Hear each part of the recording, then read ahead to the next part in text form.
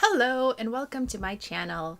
My name is Maria Jaju and today I am doing my very first ArtSnacks video. If you don't know what ArtSnacks is, that means you have not subscribed to Katvalk because she does some amazing videos with all of her subscription boxes. But that's what ArtSnacks is. It's a subscription box where every month they send you some, as Katvalk says, delicious art supplies. And you have to do something with them, create some cool picture using all of the supplies in the box. Every one of these boxes comes with a list of supplies that tells you what they are, how much they cost, who made them, if you ever want to pick them up online or in an art store.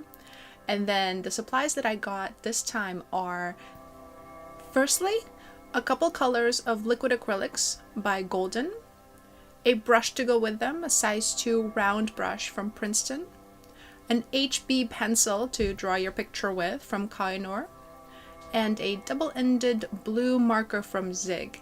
And this one has a bullet tip on one end and a brushy tip, so not brush shaped but actual bristles on the other end. Now a little bit about the art supplies beyond the names. I have wanted to try liquid acrylics since I saw them in my local Blick store. I was actually looking for liquid watercolors from Dr. P.H. Martin, which Blick does not carry. But there they were right there saying liquid all over them in a really loud, big font and kept drawing my eye. So I wanted to try liquid acrylics. I haven't touched acrylics since about 1998. The brush is a nice springy brush. I have no complaints. The pencil is a nice HB pencil. When I was trying it out, there was no grit in the lead or anything like that, so it went on really smoothly.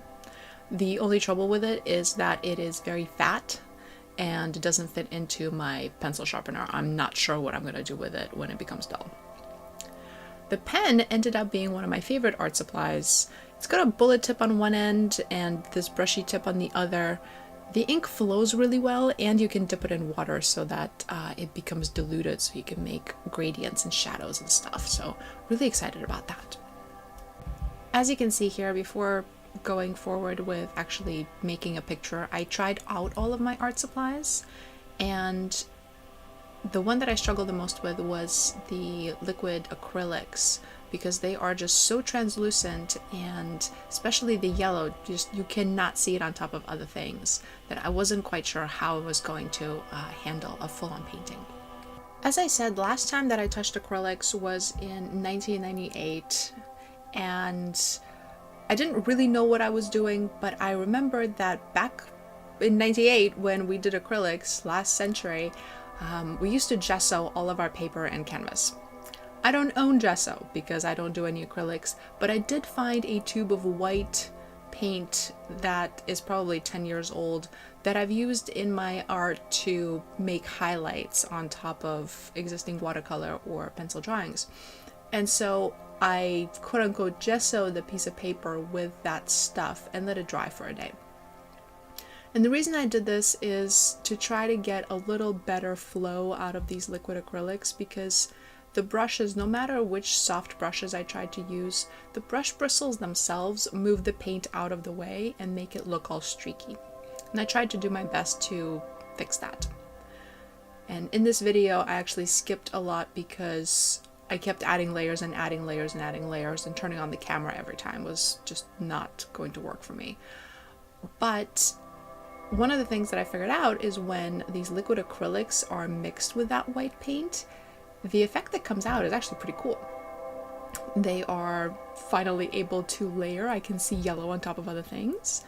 I can get more different hues out of the two colors that I have, because if you saw when I was trying out, I tried to make a bluer shade and a yellower shade, and it came out the exact same shade of green. But once I added white, I could actually have bluer or greener colors that I could put down, so that when I have the yellow highlights and I want to do the counter highlights from the other side, I can do a very light blue, and it will look like it, she's being lit from one more side. And actually, one more historical piece of context. The reason I picked a mermaid is because back in '98, when I last painted with acrylics, I painted a couple of mermaids. You will not see them. They were awful. And I'm pretty sure that I eventually burned them because they were just so bad. But at the time, I had lots of fun. I mean, I was a kid. By the time I got to this point, I was much better at it than I had started, so I was really glad that I pushed myself and continued to paint this girl, even though I was so frustrated in the beginning, just not working at all. But by this point, I kind of knew how these paints layered. I had a good sense of when to add more white and when not to. Even when I filled in her hair and it was that first layer and it looks really streaky, I still felt like I could put down some more layers and it will turn out looking good again. The one regret that I have in this painting is coming up. I thought that there was not enough contrast in here, and I couldn't really get very dark because the blue is translucent and adding white to it just makes it lighter. So I pulled out a Sharpie. I wanted to give it some kind of contrast, some kind of outline, and I thought that a Sharpie would be a great idea, and it really wasn't. I should have had some kind of black lines here, but I don't think the Sharpie was the right choice. And the thin black Sharpie was so thin it was scraping the paint off the page, so I switched to a big fat blue Sharpie, and I'm not loving how it turned out. Just the outline. I think it was better before I added the big fat blue outline around it. What I am happy with is how the zig marker came to the rescue.